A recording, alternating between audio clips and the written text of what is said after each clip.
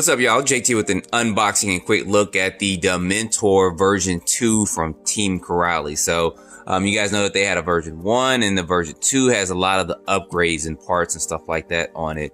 And you guys can tell the version 1 from the version 2 because the version 2 is going to have a different color body on it. And that's kind of how you can distinguish this between the version 1 as far as looking at it from the outside. But on the inside, it's got a couple of things that are different, kind of like the Chronos version 2 has as well. So let me go ahead and let me get this open, and we'll see what we got inside. And guys, you know I gotta do it. Smell of that new RC card. You guys know you love it. So give me just a minute. I am going to get this all unpackaged. That looks actually pretty good too. I'm going to get this all unpackaged and wrap and lay this out. And let's see what we got. Let's see what we're working with here. Okay, y'all, pulling this out the box, and this truck is actually looking pretty good. It's sitting lower than what I thought it was going to sit, which I have no problem with that at all.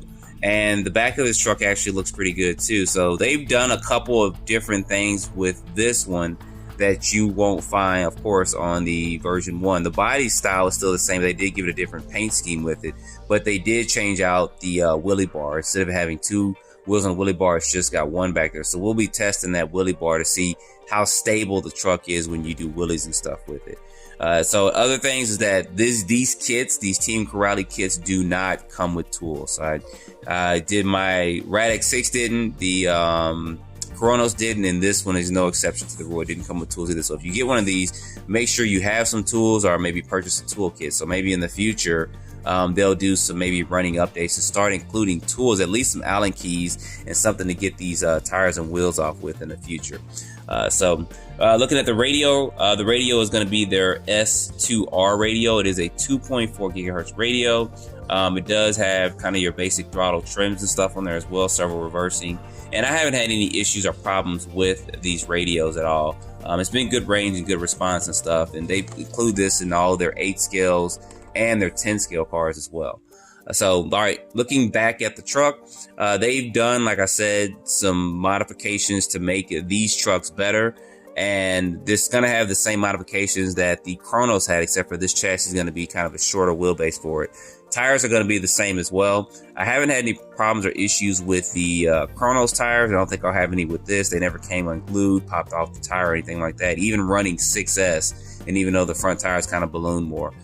They did start putting some diff oil in. I think it's got maybe 100K in the center diff, 10 in the front and 10 in the rear. For my Chronos, I actually put 50 in the front recently and left the rear alone because it was fine with that. So we'll see how this fans out when I run this, but I like the way they did this. I really do like the way this body looks on this new color scheme and stuff for it. Suspension setup doesn't seem to be too bad. No, it doesn't seem to be too bad at all. So we'll put this to the test once we get a battery and stuff in it as well and get this running. Other updates they did as far as looking at the outside of this, they did update their wing mount and stuff. They did actually put this brace on here. That's going to give it some more stability so that won't break off. So getting this off, looking at the inside of this, this should look familiar to the Chronos and then also the Radix 6 that I unboxed and ran as well. There's no differences between that as far as the electronics and stuff. They do have a 150 amp speed controller, a 2050 kV motor, and they got a high voltage Metal Gear servo up in here as well.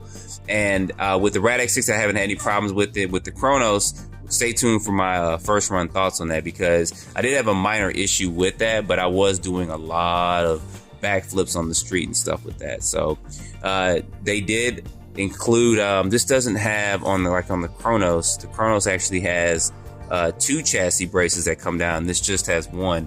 So I was kind of curious of the strength of this here.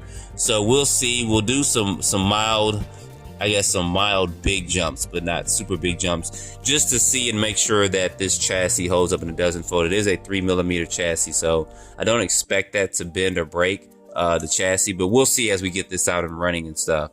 There's several other updates as you guys saw as I was talking. It did kind of pop up and show those with it. So you guys can go over to the Team Corally site and check it out, or you can go over to Tiny Adventures RC where you guys can purchase these from. And they probably have about 1 more in stock. They have several other Team Corally cars as well.